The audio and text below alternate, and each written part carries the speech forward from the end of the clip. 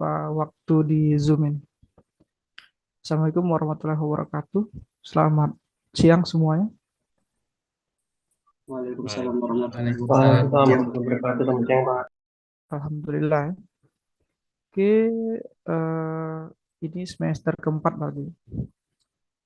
Nah, di mata kuliah microcontroller, saya pikir ini mata kuliah semester 6. Ternyata mata kuliahnya semester 4.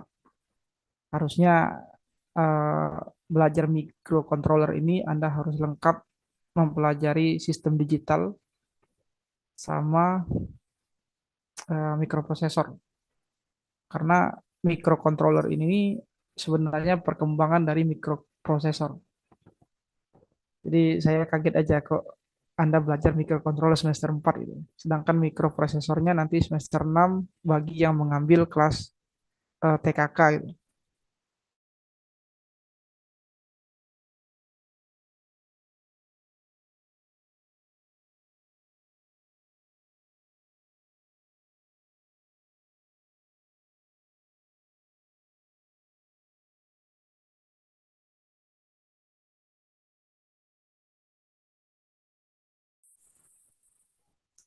Tes tes gangguan koneksi. Sampai mana tadi? Terputusnya tadi. Suara saya tadi. Sampai terkejut mikroprosesor jadi TKK, Pak. Ah, ya. Karena mikroprosesor itu kan lanjutan dari elektronik digital. Kalau di ITS itu di teknologi 10 November itu saya waktu join karena S1 itu mata kuliahnya namanya itu sebelum microcontroller itu adalah teknik digital dan mikroprosesor. Nah, setelah mereka lulus mata kuliah itu baru mereka melanjutkan ke microcontroller, habis itu nanti sistem embedded. Nah, itu baru mereka ke aplikatif elektronik, device dan elektronik untuk kayak buat apa nama itu perangkat rekayasa elektronik gitu, yang ada kaitan dengan embedded system seperti apa kayak pakai sistem operating system gitu, RTOS pakai dan seterusnya. Beda apa? Terus eh, yang saya familiar di microcontroller ini keluarga MCS51 sama keluarga APR. Tapi kalau Arduino itu sudah aplikatif ya, sudah bagus dan itu aplikatif sekali. Tapi saya tidak akan mengembangkan Arduino di microcontroller ini. Saya akan bermainnya itu di APR, ATmega gitu, yang versi lama gitu. Nanti kalau kalian tertarik untuk Arduino ya silakan untuk pengembangan proyek kalian gitu. Nah ini saya tanya dulu nih. Ini kan ada 3 dosen sama Pak Bakti sama Pak Emperawan. Oke, kalau Pak Bakti mungkin saya bisa ketemu pas hari Jumat ya. Ya apa nih ya? Tiap hari Jumat kan biasa ketemu Pak Bakti ya. Iya, Ya, Pak, tiap hari Jumat. Nah, terus saya bisa ngobrol lah atau gimana beliau sama saya atau gimana. Terus kalau untuk yang Pak Amperawan sudah di kontak belum atau gimana? Untuk Pak Amperawan itu belum saya kontak, Pak. Terus Pak Amper itu biasanya ngajarnya online juga, sulit untuk ditemui juga, Pak. Karena dia kan dari dosen Poltek, Pak. Ya, maksudnya takutnya nanti beliau mau masuk di apa? Di kelas-kelas pertemuan awal ini gitu gitu. Jadi saya ya nunggu gitu. Kalau yang dosen senior mau belakangan oke gitu. Kalau saya disuruh nanti terakhir pas UAS, tidak masalah juga gitu. Aman-aman saja. Di kontak juga. Oke, saya share materi ini. Nah, oke, sebelum kita masuk materi ini, saya akan menjelaskan apa namanya itu eh, perkuliahan, apa nama itu sistem penilaian. Kenapa ini penting saya jelaskan? Karena pada saat di akhir semester itu akan ada yang protes. Kenapa saya dapat D? Kenapa saya dapat E? Kenapa nilai saya F? Apa salah saya? Nah, itu saya sering saya jelaskan di pertemuan pertama ini. Biar nanti kalau ada yang mau protes, Anda harus mikir dulu gitu. Nah, mikir dalam artian bukan ini, tapi setidaknya apakah Anda memenuhi dari kesepakatan kita gitu. Nah, sistem penilaian saya seperti ini. Ini kelihatan di ini. Jadi ada tugas. Yang pertama itu tugas. Yang kedua itu UTS. Yang ketiga itu adalah UAS. Nah, ini saya akan nilai sebenarnya. Jadi kalau kalian ikut UTS dengan UAS tapi tidak mengumpulkan tugas, ya nilai kalian kecil gitu. Nilai kalian bisa C, tergantung ini ya, tergantung jawaban Anda benar atau tidak, atau sesuai atau tidak di UTS maupun UAS. Halo? Tes? Ada Kak? Bisa mendengar suara saya? Bisa. Bisa, Pak. Bisa. Oke. Nah, untuk tugas ini itu saya beri apa nama itu presentasinya itu sekitar 20%.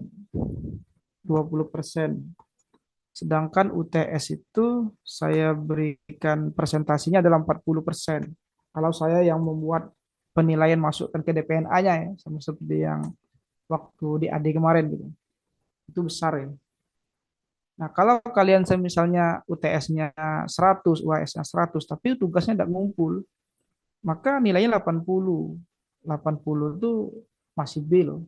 Itu pun kalau benar semua atau sesuai gitu jawaban UTS sama UAS-nya. Nah, akan ada pertanyaan. Saya UTS-nya bisa jawab dengan baik, UAS-nya bisa jawab dengan baik. Tapi kenapa saya dapat B?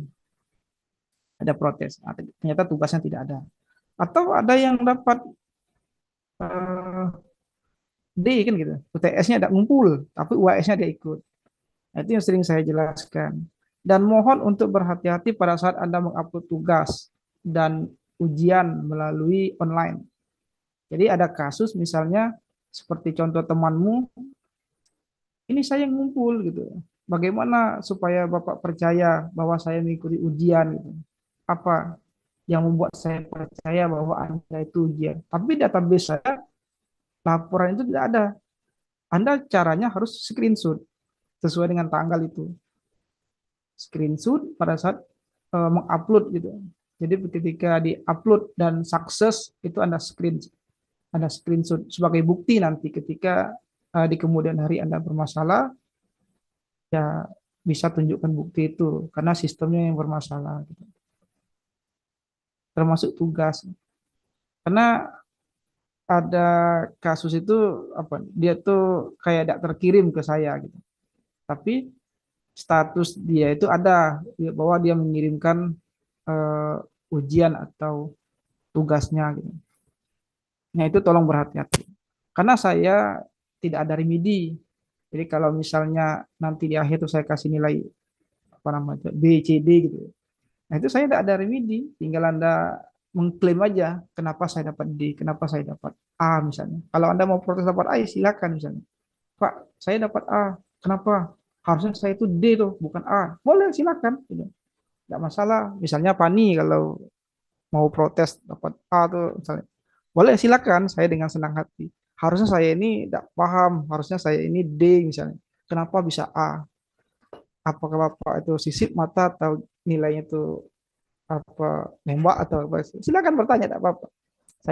Saya jawab, akan saya tunjukkan buktinya bahwa dia ngumpul, dia tidak seperti itu.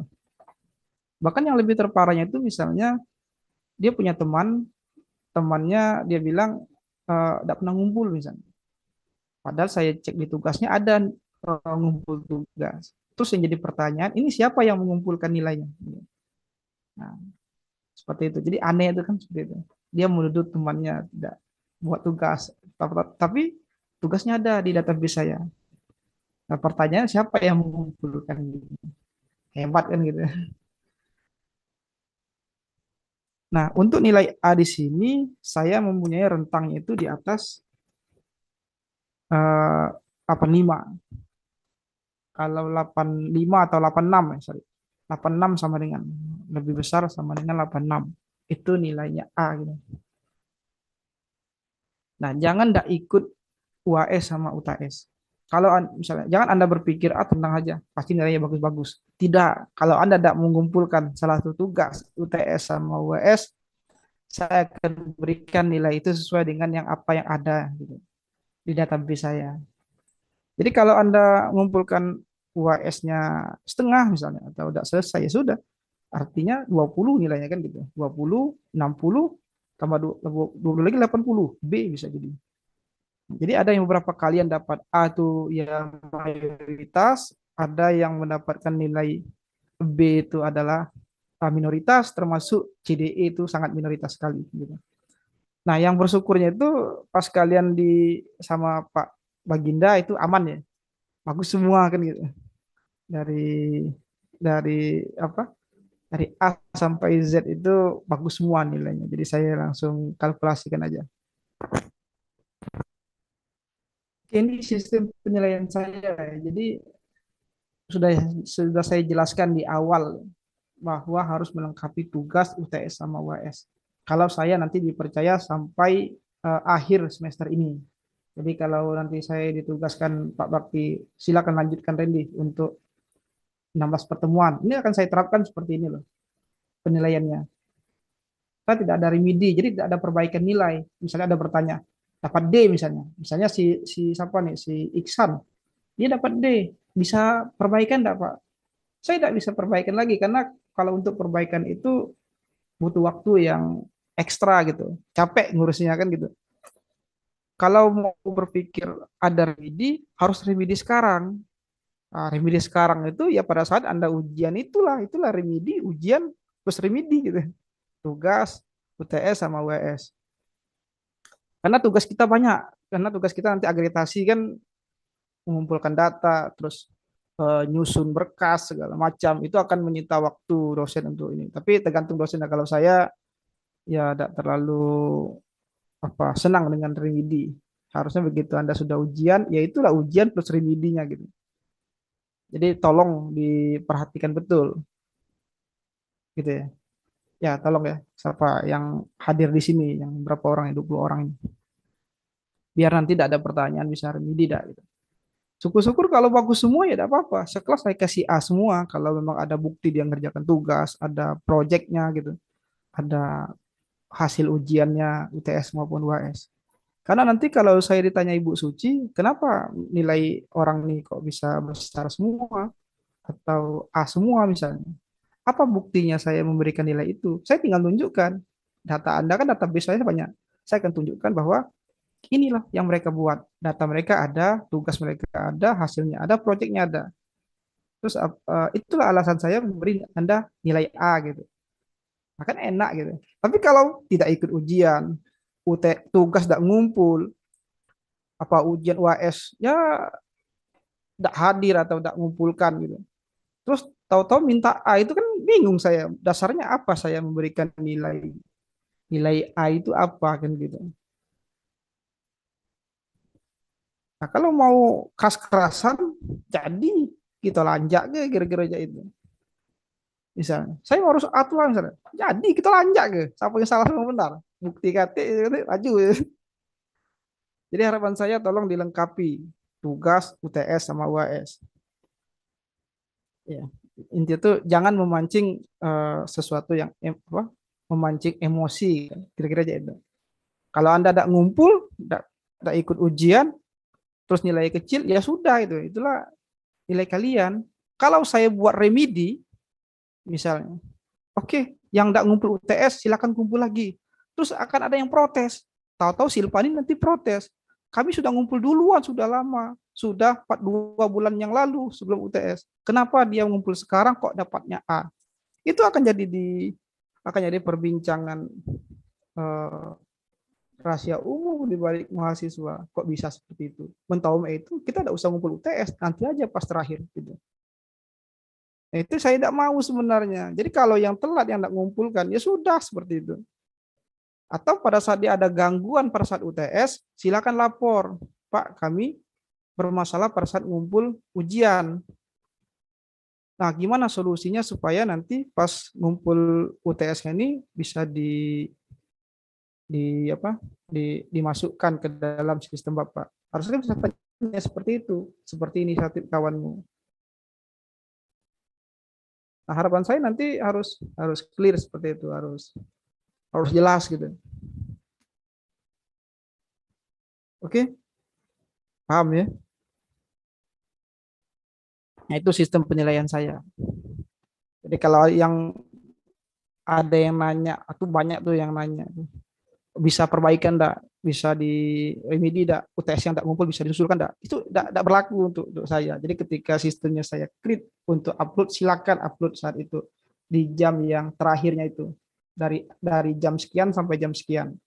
Nah, kalau nanti Anda bermasalah, misalnya contoh ada, kami sudah mau submit, sudah upload, tapi gagal terus ya, gagal terus. Terus di daerah kami cuacanya sedang hujan deras misalnya. Ya, Anda silakan kirimkan buktinya ke saya bahwa itu ada gangguan, kayak koneksinya error, tempatnya hujan petir gitu. Bisa saya kasih alternatif lain, misalnya melalui Drive atau apa gitu. Nah, kira-kira seperti itu. Oke,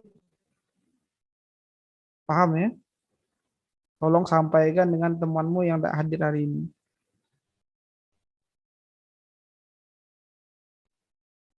Oke, ini sudah kelihatan nampil. Sudah ketiga. Materi pertama, pengantar microcontroller. Kalau langsung tiba-tiba programming microcontroller, kacau juga kan gitu. Karena kita tidak tahu register. Jadi sebagai pengantar di sini, microcontroller itu terdiri dari banyak modul. Dia dilengkapi dengan mikroprosesor di dalam microcontroller itu. Kemudian ada memori, ROM, RAM, EEPROM. Kemudian ada perangkat I/O, ada perangkat tambahan dan lain-lain, ADC dan lain-lain, multiplexer dan lain-lain, atau decoder juga dan lain-lain, bisa di embed atau bisa diintegrate di dalam microcontroller. Jadi perbedaan dari mikroprosesor dan microcontroller terletak pada kalau prosesor itu adalah mikro saja untuk memproses seperti ALU. Tapi kalau microcontroller dia mikroprosesor plus ada perangkat pendukungnya kayak ROM, RAM, I/O, ADC, multiplexer dan lain-lain. Perangkat tambahan di dalam itu. Sehingga saya paling kaget microcontroller Anda semester 4 itu. Tapi tidak apa. Saya dulu waktu di sistem komputer, Unsri sinilah tetangga kalian ini, itu mikrokontrolernya saya belajar di semester 7. Semester 6-nya saya belajar mikroprosesor. 7-nya baru mikrocontroller. Nah, mikrocontroller dia merupakan sebuah chip tunggal. Nah, di mana dia tuh memiliki CPU. CPU ini mikroprosesor ya. Ada RAM, ada EEPROM, I/O. Ini bentuk pin input, pin output, pin analog, pin PWM, pin I2C gitu, atau pin-pin untuk digital, analog maupun digital gitu. Nah, sedangkan perangkat tambahannya ini kayak timer,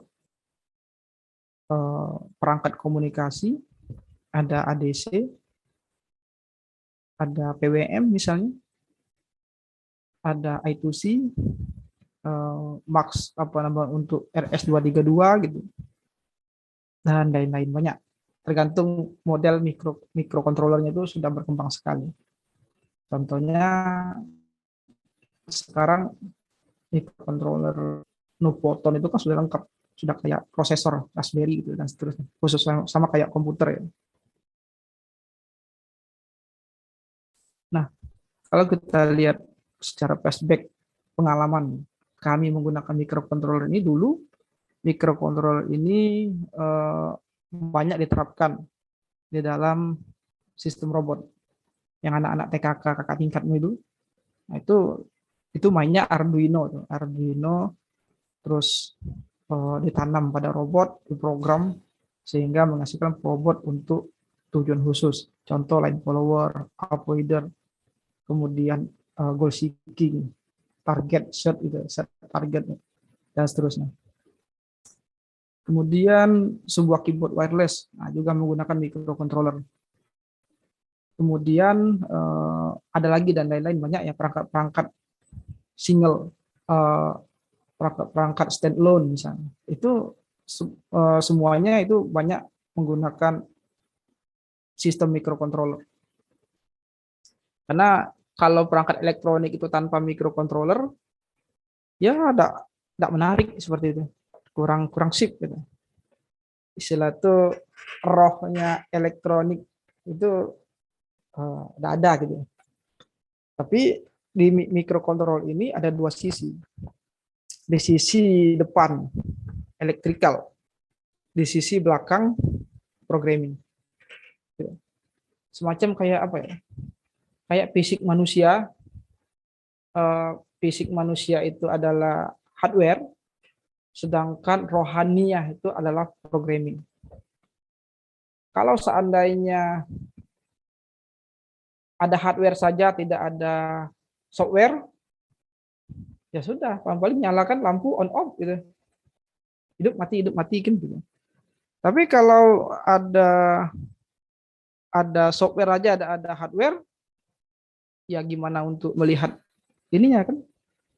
Makanya dua itu harus bercampur antara hardware dan software. Nah, dalam microcontroller ini jadi satu dia. Sehingga kita dapat membuat suatu perangkat rekayasa elektronik berbasis programming.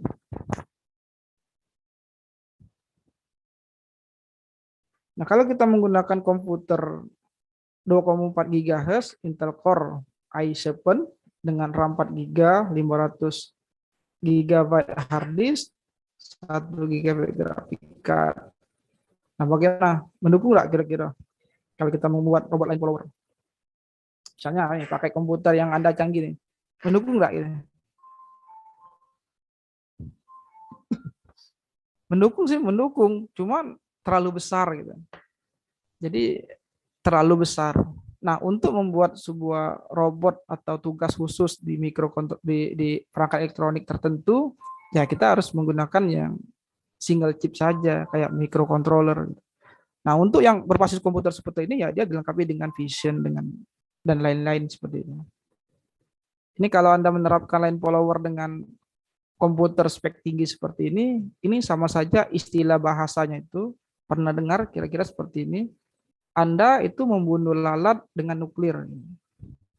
Tak ubahnya kalau saya membuat robot line follower dengan spek komputer seperti ini, itu sama saja dengan seolah-olah saya membunuh lalat dengan nuklir. Anda bayangkan juga, membunuh lalat dengan nuklir. Nah, kira-kira tugas akhirnya itu seperti itu. Kebanyakan. Sedangkan di ITS itu tidak. Misalnya deteksi minyak mentah dengan minyak goreng yang sudah masak atau belum dimasak dengan menggunakan microcontroller, sudah selesai seperti itu. Ya kalau saya lihat tapi kalau di kita ini, kalau teman-teman saya itu dulu pernah buat itu kayak ya seperti itu, membunuh lalat dengan nuklir. Padahal lalat kan bisa dibunuh dengan raket listrik atau apa kan seperti itu. Nah, sama lah kayak gini. Kalau line follower ini ya menggunakan microcontroller. Tidak usah pakai yang komputer yang terlalu spek besar seperti ini. Nah, kenapa tidak menggunakan sebuah komputer? Komputer itu kan general purpose. Kemudian banyak software. Dan ya komputer ini kan sudah berkembang untuk entertain, untuk pekerjaan, gaming gitu. Dan harganya juga mahal gitu. Kira-kira tidak low cost. Nah, kita memilih dengan MCU. MCU apa nih? Ya bentuknya kecil. Chip, dia hanya sebentuk chip. Pernah lihat microcontroller Arduino? Kalau Atimega itu mungkin agak sudah lama. Pernah ngoprek Arduino enggak kalian? Kalau pernah, nah itulah mikro itu kecil kan barangnya. Jadi cukuplah untuk menyalakan lampu otomatis menggunakan mikro, kan selesai gitu. Tidak banyak apa watt daya listrik yang digunakan, cukup saja. Kemudian ideal untuk tugas-tugas tertentu, mudah dalam penggunaannya, efisiennya tinggi dan cepat. Gitu. Cepat ini tergantung mikronya. Kalau Anda tugasnya cuman ya menyalakan lampu otomatis gitu, saya rasa cukup yang mikro kecil juga bisa, kayak ATT ini bisa. Tapi kalau yang untuk menyalakan sebuah mengatur sebuah ruangan laboratorium Pak Bakti misalnya, ada tugas akhir mahasiswa Ya, smart smart di lab Pak Bakti misalnya. Nah itu kan mikronya harus lebih besar lagi kapasitasnya. Halo, tes gangguan ini lagi nih. Bisa mendengar lagi suara saya? Nah, kalau untuk pas di sini tergantung kasus ya. Kalau misalnya Anda mengontrol ruangan lab Pak Bakti misalnya, ada lampu, ada suara, ada sirine, ada apa, ada detektor asap, api, air, dan lain-lain misalnya. Maka, aduh, ini bentar lagi habis kita waktu. Nah, itu harus menggunakan mikro yang speknya besar. Gitu. Contoh misalnya, ya termasuk Arduino juga masih sederhana. Atau kelas-kelas Raspberry gitu, Raspberry Pi atau Nuvoton gitu, Motorola yang sudah upgrade dan lain-lain. Itu tergantung mikronya, kita tinggal pilih ya. Nah kita pilih ini MCU mana yang kalian mau tentukan. Dulu waktu zaman saya tugas akhir robotik di sistem komputer itu saya ditawari dua ini dulu nih, APR, tiga APR, PIC sama MCS, MCS 51. Saya memilih APR karena APR itu sudah setingkat lebih tinggi dibandingkan dengan MCS dan PIC. Nah, maka familiar dulu adalah APR. Termasuk Arduino itu kalau Anda lihat di cetakan tulisan di badinya tubuhnya mikro Arduino itu Atmel ya tulisannya. Nah, Atmel itu keluarga APR ini. Jadi dari Atmel, APR ini dari Atmel. Maksudnya satu grup Arduino itu dengan APR. Tapi kalau Arduino kan Anda sudah familiar dengan codingan seperti itu. Karena kita tidak pusing lagi dengan yang namanya register, data, register, alamat, pemrosesan. Tapi kalau APR, kita harus merujuk register untuk mengaktifkan peripheralnya. Tidak bisa kita sembarangan tahu-tahu langsung ngoding, langsung jadi kayak bahasa C, tidak bisa. Kita harus menuju register. Itu bedanya APR sama Arduino. Arduino kita sudah dimanjakan dengan konsep compilernya. Kita tidak pusing lagi yang namanya dataset gitu ya. Cukup langsung ngoding, cari internet, copy paste dari blogspot, langsung plug, enter, download, selesai. Gitu ya. Jadi ya gampang lah gitu. Mungkin tugas akhir kalau pakai Arduino tuh tak sampai 1 bulan selesai kira-kira ya. Ya seperti itu ya, Pani. Kira-kira. Tapi kalau pakai APR belum tentu, tergantung registernya bermain atau tidak di situ. Nah, kemudian instruction kode-kode yang kita buat dalam bentuk bahasa C atau assemblernya itu nanti kita akan mendapatkan sebuah file hex. Nah, file hex inilah yang kita masukkan ke dalam ROM di microcontroller MCU, ATmega atau APR tadi. File hex bisa MCS, bisa APR, PIC itu adalah file hex. Nah, ini adalah alat yang digunakan untuk memprogram micro APR. Itu yang populernya adalah CodeVision APR.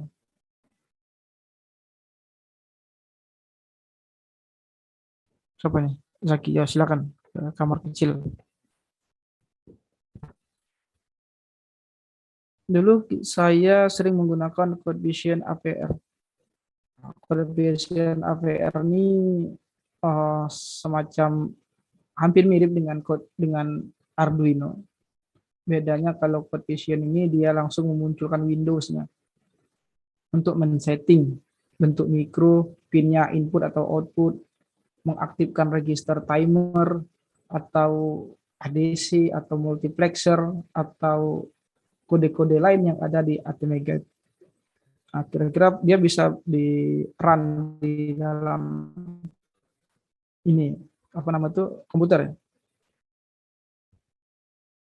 Nah, ini tujuan dari compiler CFR ini, kita akan menuliskannya dalam bentuk bahasa C.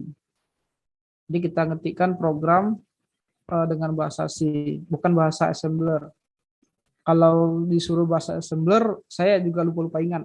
Dulu pernah belajar assembler, cuma bahasanya tidak manusiawi. Bahasanya kayak bahasa planet, gitu. Kayak bahasa alien yang tingkat tinggi seperti itu. Sedangkan saya lebih tertarik dengan bahasa C, karena bahasa C itu adalah bahasa penengah antara mesin sama user, gitu. Nah, nanti bahasa C ini akan dikonvert oleh Code Vision APR ini ke dalam format yang dimengerti oleh Atmega. Contohnya file hack ini. Jadi kode bahasa C Postman gitu, kemudian printf, kemudian if else, while do gitu, for increment sama statementnya itu akan dikonvert ke dalam bentuk nilai angka heksa. Makanya disebut dengan file hex. Karena ketika file hack itu Anda klik, Anda lihat filenya, itu semuanya angka-angka heksimal semua, heksadesimal semua. Itu yang dimasukkan ke dalam chip Atmega. Nah, bagaimana kita mentransfer kodenya? Atmega dari kode ke Atmega. Nah, kalau menggunakan APR Studio, ini ada dua softwarenya, APR Studio sama Code Vision. Kalau Anda menggunakan APR Studio, kita menggunakan USB port dari komputer ke I/O yang menerima saluran programmable downloader. Contohnya adalah ISP, interface serial peripheral. Ini ada juga konektor untuk programmingnya. Di sini ada chip untuk menyalurkan kode hex tadi ke dalam microchipnya, ke dalam microcontrollernya. Nah, ini contoh bentuk downloader APR USB Programmer. Jadi nanti kita mengetikkan programnya ke dalam bahasa C, kemudian kita compiler, kemudian kita download ke micro itu menggunakan alat ini biasanya. Kalau yang terpisah dari downloadernya itu biasanya beli gitu. Tapi kalau sudah ada perangkat yang onboard untuk downloadernya itu lebih bagus lagi gitu. Jadi kita tidak repot lagi untuk colok and play itu, plug and play-nya itu.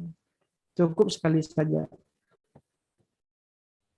Nah, ini mungkin sudah saya jelaskan di beberapa temanmu waktu pas ketemu di hari Jumat, bahwasanya microcontroller yang akan saya ajarkan ini itu sifatnya project. Project artinya nanti mohon maaf Anda harus mengeluarkan biaya. Jadi jangan kaget, jangan protes ke saya, nanti Anda melapor ke WD1, kami ditugaskan buat alat ini beli barang 1 juta misalnya. Nanti saya di demo nanti kan gitu. Bukan memaksa. Ini tujuannya ya namanya mata kuliah microcontroller. Ada proyek akhir gitu. Atau kalau nanti ada bermasalah di keuangan, ya saya kan tidak tahu, mungkin ada yang masalah ekonominya kurang atau apa kan gitu. Ya nanti kita coba menggunakan simulasi kemarin itu Proteus. Kita bisa menggunakan Proteus. Nanti saya akan buatkan sistem minimumnya di dalam Proteus itu, kemudian saya share ke kalian. Nah, kira-kira logika seperti ini. Kalau Anda memprogramnya dan jalan di Proteus, insya Allah kemungkinan besar di hardware-nya juga jalan. Jadi sebelum Anda mencoba di real, pas saat project nanti ya, sebelum Anda mencoba di real hardware-nya, Anda sebaiknya coba dulu di Proteus. Jadi kalau Proteusnya jalan, kemungkinan besar yang hardware nanti downloadnya itu juga berhasil. Karena kalau saya amati antara Proteus sama realnya itu jauh berbeda. Dari segi clocknya untuk nilai ketepatan di simulasi itu kan berbeda dengan nilai real yang di hardware secara langsung. Jadi ketika nanti ada pertanyaan, loh kok aneh tampilannya yang di Proteus, kenapa kok jelek, kok patah-patah, kok tidak smooth gitu. Anda jangan khawatir, tidak usah diupdate dulu programnya. Coba Anda transfer ke hardware yang secara langsung tadi ke realnya. Karena beda clock. Clock di komputer, simulasi komputer berbeda dengan clock yang ada di ATmega gitu. Karena berbeda picuan datanya. Sehingga hasilnya biasa lebih bagus yang hardware dibandingkan simulasi. Paham kira-kira? Paham enggak? Atau ada pertanyaan dulu nih, silakan. Mungkin ada pertanyaan yang bingung atau yang mau didiskusikan terkait pernah dulu baca-baca microcontroller gitu. Termasuk udah premium gitu kan. Atau ada solusi dah ini. Kuliah pakai apa yang cepat nih? Mungkin sekitar pertemuan ketiga kita nanti offline ya. Minggu depan saya mungkin check up untuk mengurus berkas. Kemudian minggu depan sekali laginya kita masuk offline hari Rabu jam 2 gitu. Mungkin programming ya. Biar pada botak semua kepalanya gitu. Nah, ini saya tanya dulu nih, waktu Anda program ini sudah mengenal dengan bahasa C tidak ini? Sudah Pak, Sudah mengenal? Hah? Sudah? Sudah, Cori? sudah Pak. Alhamdulillah, nama itu betul kan? Oke, kita lanjutkan. Nah, kita akan butuh software ini untuk memprogram. Anda tinggal pilih CVAVR atau AVR Studio. Kalau CVAVR kita ada editornya dan compilernya itu sudah oke dan bisa dicoba. Hasilnya bagus nih. Kalau AVR Studio kita ngoding tanpa ada bantuan dari Windows-nya. Jadi kayak kita ngoding Linux itu untuk ngoprek itu. Tapi kalau CVAVR kita dimudahkan kayak seperti ini. Kayak gampang nih, kayak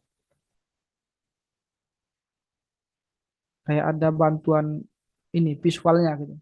Kayak ada bantuan visualnya untuk memudahkan kita menyeting ATmega mana yang kita pilih gitu. Belum muncul. Nah, muncul. Nah, misalkan ini. Ini kelihatan. Nah, ini muncul. Nah, ini bentuk kode Vision APR ini saya familiar menggunakan ini nih. Apa chatting. Oh, ini saya familiar menggunakan ini. Lebih gampang dan enak nih. Misalkan kalau kita lihat new project-nya itu, nah kita dibantukan kita mau pilih ATmega mana nih. ATT ini ATmega, ini keluarga APR semua nih dari Atmel. Nah, ini contohnya.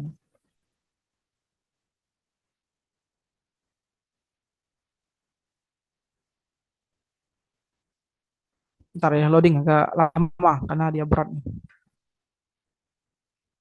Nah, di bagian sisi kanan ini kita sudah diberikan apa semacam panduan untuk subroutine apa if, do while do, for gitu, switch case itu pilihan untuk memprogram dengan bahasa C. Nah, kita dibantukan dengan ini kalau kita menggunakan CPAPR.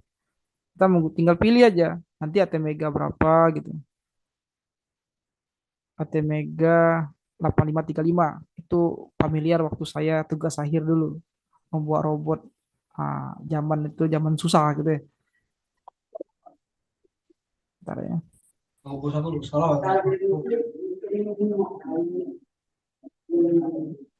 Oke.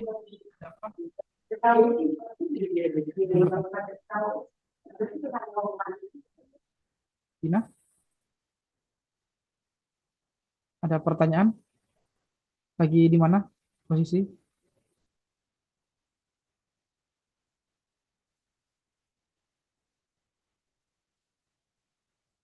Kalian, kalian bertanya tadi. Kalau ada pertanyaan silakan ya. Nah, kita dapat menyeting clocknya kan. Clocknya di sini. Kemudian ada portnya di sini. Nah, potnya bisa kita in out. Jadi kita dibantukan, diberi kemudahan untuk membuat apa semacam grid dengan visual gitu. Di sini ada external interrupt. Nanti kita pelajari semua nanti insya Allah. Termasuk LCD, membuat apa nama di LCD gitu. Kemudian serial peripheral interface, analog digital converter, komparator, USART, timer, counter untuk PWM dan lain-lain. Nah, contoh misalnya sudah nih dibuat. Nanti tinggal kita create aja di sini. Program, generate, save, and exit nanti. Nah, dia akan terbantu seperti ini. Contoh ya, saya coba aja ya, biar saya bisa menjelaskannya ke kalian.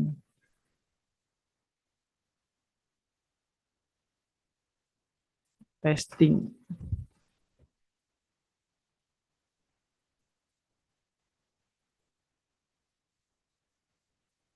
Duh, lelet. Kalau ada pertanyaan langsung ya, boleh ya, silakan.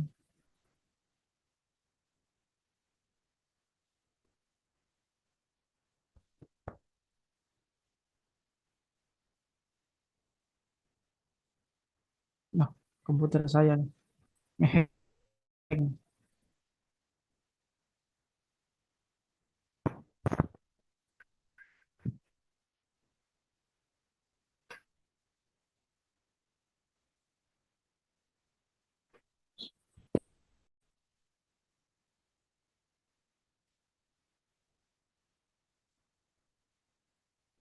Nah, kok ngeheng? Bentar.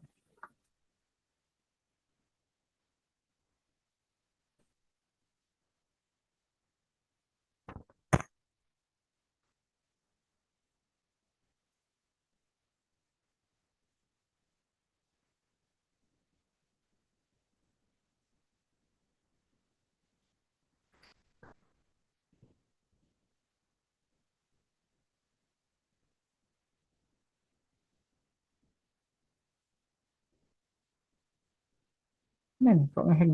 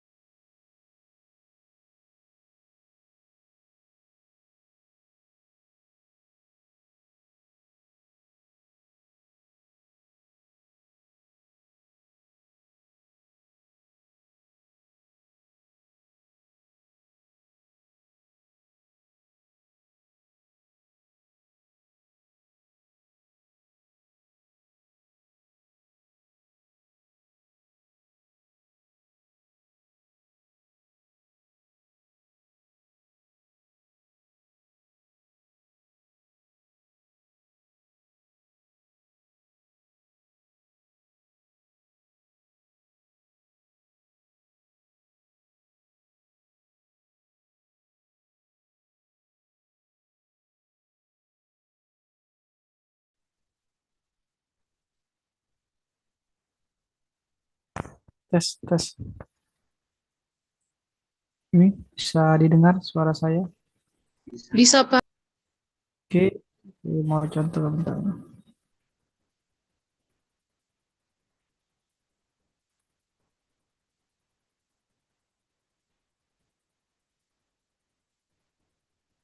Nanti dia tuh munculnya di, nah seperti ini kodenya. Nah, nanti dia muncul seperti ini loh. Nah, saya belum buka kamera. Nah, nanti dia tuh muncul seperti ini. Nah, include appointment gitu. Kemudian register apa aja yang aktif di ATMega itu gitu. Ada DDRA, DDRB, POD B, kemudian ada timer 0, ada timer 1, kemudian ada timer 2, ada interupsi, kemudian ada interrupt eksternal, ada internal, ada USAT, itu analog, digital, itu semuanya ada register untuk menggunakan perangkat-perangkat periferal. Nanti kita tinggal mengcoding di sini. Nah, while one itu selalu aktif. Sampai kapan dia aktifnya? Sampai listriknya padam. Sampai listriknya putus. Kalau pakai baterai, sampai baterainya habis gitu. Nah, coba lagi ke sini. Nah, ini bentuknya kira-kira kalau menggunakan ATmega. Jadi ATmega 8535, 1632 itu tergantung dari memorinya. Sedangkan pinnya sama. Kalau ini kita ambil tengahnya 16 itu 40 pin. Sama kayak mikroprosesor. Chipnya itu mirip-mirip lah mikroprosesor. Cuman di mikroprosesor kan dia hanya mikro saja, hanya prosesor saja, ALU kalau kita sebutnya CPU gitu. Tapi kalau ATmega di sini bentuk chipnya kecil, cuman dia terdiri dari 40 pin, kemudian eh, port 4 port A B C D, sorry.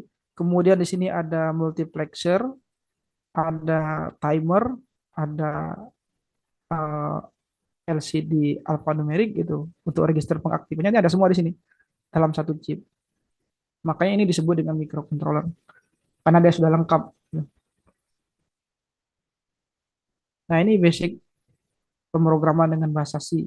Nah, saya tanyakan tadi ke temanmu, ke kalian tadi, sudah mengenal bahasa C belum? Nah, inilah bahasa C. If else, if kondisi, kemudian ada statementnya apa. Jika tidak terpenuhi statement ini, maka kita akan beralih ke pernyataan berikutnya atau statement berikutnya. Nah, ini sudah familiar belum dengan bahasa C? Sudah, Pak. Kalau nol aja, Dulu Bang. waktu semester 1 belajar bahasa apa pemrogramannya? HTML paling dasar. Oh, ini apa kayak website itu, Iya kayak Pak, web. jadi beda. Nah, ini tolong dibuka lagi. Mungkin yang dulu pernah di SMA pernah belajar bahasa pemrograman bahasa C atau Pascal ini mirip-mirip, ya. Cuman beda sintak, ya. While for, while kondisinya apa? While ini semacam perulangan, perulangan yang berlanjut sampai kondisinya terpenuhi. For juga sama, inisial awalnya, kondisinya apa, itu setiap incrementnya kenaikan berapa, bisa satu, bisa tertentu. Sedangkan if tadi adalah pengandaian, logika, jika maka gitu. Nah, ini beberapa operator C, misalnya bitwise OR, bitwise AND, kemudian NOT, geser kiri, geser kanan, itu semuanya digunakan untuk pemrograman apa ya, kayak register gitu. Nah, ini kira-kira logiknya seperti ini.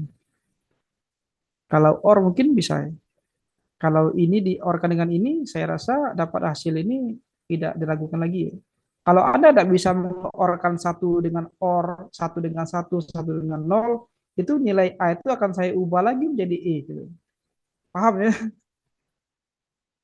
Misalkan nggak OR ini, jadi data A di sini dengan data B sini, kalau di-OR kan hasilnya ini. Paham ya dapatnya?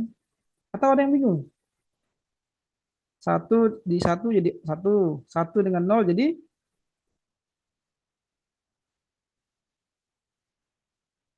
Masih ingat logika OR? Halo, Bang Cek, Bijek. Satu, Pak, satu. Satu. Kira lupa tadi. Maksud lupa tadi yang nilai A yang banyak sekelas itu jadi D semua itu. Akan berubah tuh. Logika N mungkin seperti ini, logika N. Kemudian logika not bisa ya, satu jadi nol, nol jadi satu. Nah, kemudian geser kiri kanan. Jadi registernya bergeser gitu. Bisa diaktifkan logika ini, left, right. Nah, ini bagaimana kita memulai misalnya membuat suatu project misalnya LED blink. Jadi kayak kedip-kedip hidup mati itu blinking. Jadi kalau lihat diagramnya ini bentuk ATmega-nya misalnya. Nah, dia menggunakan di port A gitu. Di port A1 kalau lihat di sini. Nah, untuk mengetahui nama-nama portnya ini Anda download datasheet ATmega atau datasheet mikro yang Anda gunakan. Kalau Arduino ya Anda download Arduino. Kalau ATmega ya Anda download ATmega. Kalau Anda menggunakan PIC gitu. Nah, ini dia menggunakan di PA1. Nah, ini untuk mengaktifkan LED. LED-nya ini dia harus ada resistor hambatan untuk supaya tidak terlalu besar ya. Harus yang masuk ke ini. Nah, ini kira-kira seperti itu. Kalau mau dicoba nanti aja lah, minggu depan aja lah gitu ya. Oke, silakan kalau ada pertanyaan untuk pertemuan pertama ini. Nanti materi akan saya upload ini. Sampai sini ya. Nah, sampai sini. Ini untuk minggu depan aja. Oke, silakan kalau ada pertanyaan. Ya, silakan Iksan. Ya, pakai code vision. Code vision aja supaya lebih familiar pas ngoprek registernya. Kalau pakai kode kalau pakai APR Studio Anda tidak pakai ini, tidak bisa visual. Takutnya salah masukkan nama registernya bisa error dia. Jadi pakai yang kode vision APR aja, yang simple aja. Silakan download di Google banyak ya. Izin bertanya, Pak. Ya, silakan ini Panca. Jadi saya dulu pernah buat lampu berjalan menggunakan Mega 16 Pak ya, 16A Pak ya. Nah, Lampu pakai berjalan. iya lampu berjalan. Pakai Oh, LED matrix bukan? 16. Apa Pak? LED matrix bukan? Bukan Pak, lewat CVR juga Pak, kayak Bapak contohkan ini. Oh iya iya.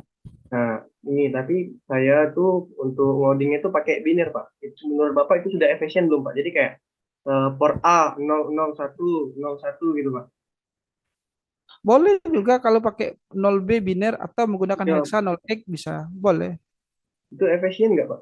Atau ada cara lain yang lebih mempersingkat? Soalnya pas saya buat kemarin tuh panjang Pak. Kalau nak singkatnya pas desimal. Kalau 8 bit itu kan dia 255. Iya Pak. Kan kalau Terima kasih biner Pak. kan Terima kita kasih, harus Pak. menuliskan Iya, iya, 8 bitnya kan. iya Pak. Misalnya 0B apa nih nilai binernya Ya 8 bit 0B itu. 0000 gitu ya. Gitu 0001. Satu Nah, baru. 8 bit kan. Iya Nah, 8 bit. kalau dia hexa berarti apa? Berarti hexanya 0x 0x. 0x 3F misalnya kan gitu. Itu hexa kan gitu. Ya. Tapi kalau yang ini bisa diadisi itu pakai pakai ini apa nilai desimal itu. Misalnya A sama dengan 1 atau A sama dengan 10 gitu. Namun nanti 10-nya itu akan menyesuaikan port 8 bit tadi. Kalau itu bernilai 1 semua 8 bit itu, maka akan muncul nilai maksimalnya adalah 255 gitu. Jadi kita dapat mengcounter 0 sampai 255. Terima kasih Pak. Sebenarnya lebih lebih enak itu hexa itu yang untuk penengah antara desimal sama biner. Bisa saja, tapi kalau saya senangnya pakai hexa untuk menginisialisasi port atau untuk memberikan data port gitu. Karena dia langsung 8 bit kan gitu. Dibandingkan dengan desimal. Takutnya itu salah, nanti dia overload gitu.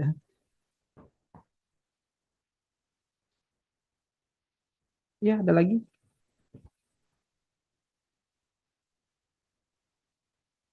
Sebenarnya Pak, kan di Proteus itu kan penggunaannya bahasa C kan Pak ya. Nah itu kayak ada penggunaan jadi CPAPR tuh di coding atau gimana? Mana, mana, enggak sama-sama dengan suaranya. Gimana Pak nih? Bahasa C-nya apa tadi?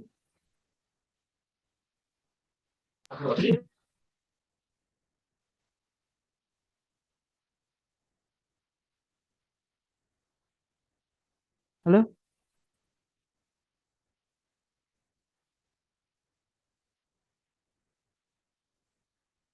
Halo Pak nih? Tadi kan Bapak kok bilang kalau protes itu bukan bahasa C kan untuk mengaktifkan Ah, sih untuk menjalankan si Arduino itu. untuk mengcoding microcontroller. Oke. Terus? Iya Pak. Hmm, terus apa? Bahasa Nah C kalau untuk di memprogram CPAPR itu microcontroller. kayak Oke. programnya aja kan Pak. Iya, bahasa C juga nanti.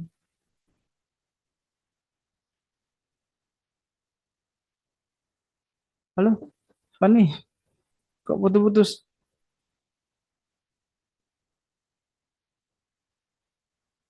Halo?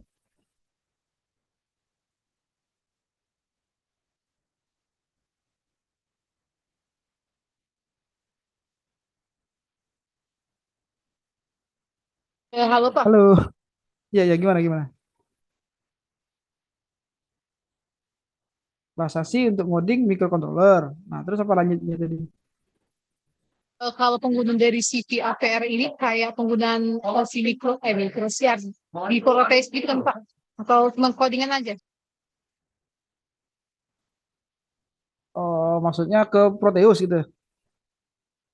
Iya Pak gitu. Kayak di kalau dia Arduino kan gitu kayak di langsung masuk proteus gitu kan Pak. Kalau CPAPR ini tempat pengodingannya aja kan Pak? Kalau si VFR tempat ngodingnya saja. Cuman nanti kita akan buat rangkaiannya di Proteus itu di sistem minimumnya. Nanti tinggal ambil hex-nya, kita masukkan ke Proteus gitu.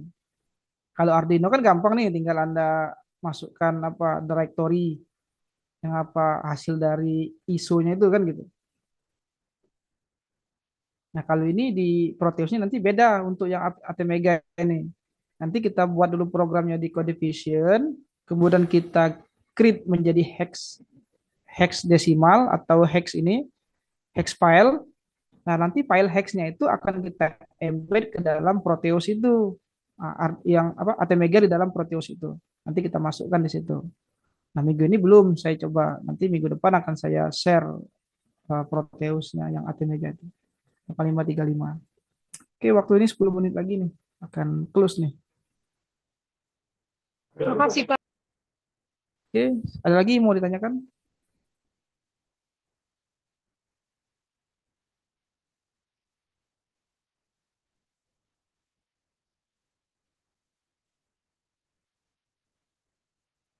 Habis? Yang lain?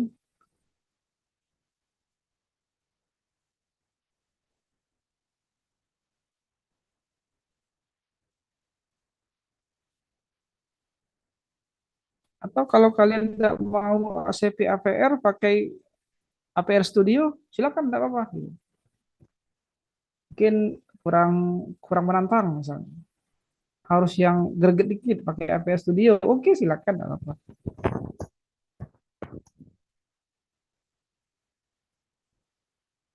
Oke, ada yang lagi yang mau ditanyakan? Belum ada. Oke. Nah, insya Allah minggu depan kita bahas introduction to I/O. Registernya apa, bagaimana mengaktifkannya, kan gitu. Jadi kemungkinan 2 dan 3 tuh kita ngoding ini terus apa contoh microcontroller gitu. Nanti saya buatkan dulu ya draft ininya. Apa nama itu di Proteusnya itu. Nanti saya share ke kalian. Atau kalau kalian buat sendiri boleh silakan. Mungkin baca-baca atau mau dicoba silakan. Oke, ada yang mau tanyakan diskusikan lagi? Waktu tinggal 7 menit lagi. Nah, kalau kita nanti kuliah offline di Bukit, itu kelasnya di mana? Gedung I4, kelas ruang I4 ya, di sana. Jam 2 ya. Kosong nggak? Iya Pak. Iya Pak, bisa Pak. Nanti tinggal dicari aja Pak ruangannya. Nanti kami cari. Oke, sip. Kalau itu aman lah gitu ya. Oke, kalau ada lagi pertanyaan, kita cukup ya pertemuan hari ini. Saya tutup. Terima kasih. Wabillahi taufiq wal hidayah. Wassalamualaikum warahmatullahi wabarakatuh. Selamat sore semua. Salam. Waalaikumsalam warahmatullahi wabarakatuh. Terima kasih, Pak. Terima kasih Pak.